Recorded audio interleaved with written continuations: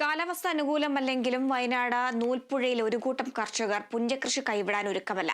കുഴൽക്കിണറിൽ നിന്ന് വെള്ളം എത്തിച്ചും തോടുകളിൽ താൽക്കാലിക തടയണകൾ തീർത്തുമാണ് 110 ഏക്കറിൽ ഈ കർഷക കൂട്ടം കൃഷി ചെയ്യുന്നത്.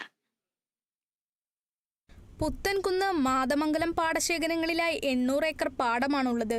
ഇതിൽ 110 ഏക്കർ മാത്രമാണ് പുഞ്ചകൃഷി ഇറക്കിയിരിക്കുന്നത്. ജലസേചന സൗകര്യമില്ലാത്തതാണ് മറ്റു സ്ഥലങ്ങളിൽ കൃഷി ഇറക്കാത്തതിന്റെ പ്രധാന കാരണം. ഈ പ്രതിസന്ധിയിൽ തളരില്ലെന്ന ഉറച്ച നിലപാടിലാണ് ഒരു കൂട്ടം കർഷകർ ചേർന്ന് അടുത്തടുത്തായുള്ള പാടശേഖരങ്ങളിൽ പുഞ്ചകൃഷി ഇറക്കിയിരിക്കുന്നത്.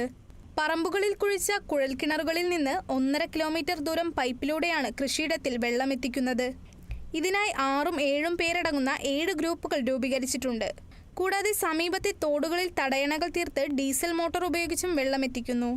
സർക്കാർ തലത്തിൽ ജലസേചന സൗകര്യമൊരുക്കിയാൽ ഇരു പാടശേഖരങ്ങളിൽ പൂർണ്ണമായും പുഞ്ചകൃഷി ചെയ്യാൻ കർഷകർ തയ്യാറാണ്. നവീകരണം നിലച്ച തൊടുവെട്ടിത്തോട്ടിലെ ചെക്ക് ഡാമിന്റെ പ്രവൃത്തികൾ എത്രയും വേഗം പൂർത്തീകരിച്ച് കർഷകർക്ക് പ്രയോജനപ്പെടുത്തണമെന്ന ആവശ്യവും ഉയരുന്നുണ്ട്. ജലസേചനമാണ് വലുത്. അതിന് സർക്കാരിൻ്റെ ഭാഗത്ത് അല്ലെങ്കിൽ കൃഷിഭവൻ്റെ ഭാഗത്തോ അല്ലെങ്കിൽ റിയേഷൻ്റെ ഭാഗത്തോ അത് വേണ്ട രീതിയിൽ കർഷകർക്ക് വേണ്ടി ചെയ്തു കൊടുക്കേണ്ടത് അത്യാവശ്യമാണ്. അന്നെങ്കിൽ മാത്രമേ നമുക്ക് ഈ നമ്പിക്കൊല്ലി പാടം മുഴുവൻ നമുക്ക് കൃഷി ചെയ്യാം.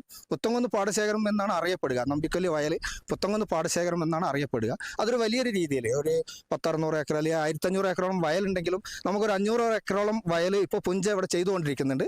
അത് വേണ്ട രീതിയിൽ ഫലപ്രദമാക്കണമെങ്കിൽ അത് സർക്കാരിൻ്റെ ഭാഗത്തുനിന്നോ അല്ലെങ്കിൽ ഉദ്യോഗസ്ഥരുടെ ഭാഗത്തുനിന്നോ വേണ്ട രീതിയിലുള്ളൊരു ഇതുണ്ടാവണമെന്നാണ് ഞങ്ങൾക്ക് പറയാൻ. അതേസമയം വേനൽ ഇനിയും ശക്തമാകുമോ എന്ന ആശങ്കയും കർഷകർക്കുണ്ട്. Kerala vision news, Wayanad.